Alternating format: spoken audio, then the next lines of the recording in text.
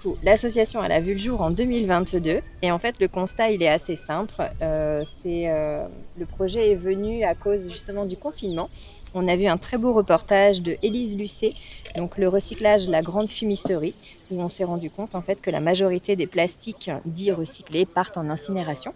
Alors certes, c'est pour de l'apport calorifique, mais néanmoins, on peut réutiliser en fait cette matière. La preuve, vous venez de fabriquer justement des porte-clés, mais on peut faire plein d'autres choses à partir justement de ce déchet plastique. Ça devient pour nous une ressource.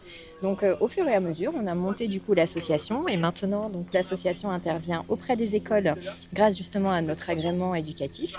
On travaille aussi avec l'IME de Lisieux, donc on est agréé ESS depuis du coup l'année dernière et donc on travaille en économie sociale et circulaire. Voilà. Et donc, est-ce que vous pouvez nous expliquer un peu le fonctionnement du vélo broyeur Ok, le processus complet, ça marche. Je remets ça dessus. Alors, comment ça fonctionne? Donc, le vélo broyeur permet en fait de recycler la matière, donc dite de déchets. Parce qu'on part en fait de bouchons de bouteilles de lait. On va recycler justement ces bouchons et une fois qu'ils sont broyés, on obtient des petites paillettes, des petites confettis. Ces confettis sont ensuite mis dans une injecteuse, donc c'est pas du tout une imprimante 3D. Une injecteuse, c'est une machine qui va faire chauffer, qui va ramollir le plastique et qui ensuite du coup permettre de fabriquer des objets à partir d'un moule. Donc en fait, c'est comme de la pâte à modeler. Si vous n'avez pas d'emporte-pièce, vous ne fabriquez pas, ou en tout cas sinon c'est que manuel. Mais là, on a besoin d'un emporte-pièce, donc un moule en aluminium.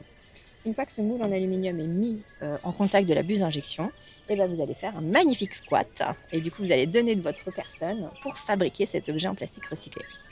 Voilà, du déchet à l'objet. Merci beaucoup, c'est franchement impressionnant, surtout que grâce à cet atelier, vous pouvez créer votre propre objet en final et le récupérer un objet créé de A à Z manuellement.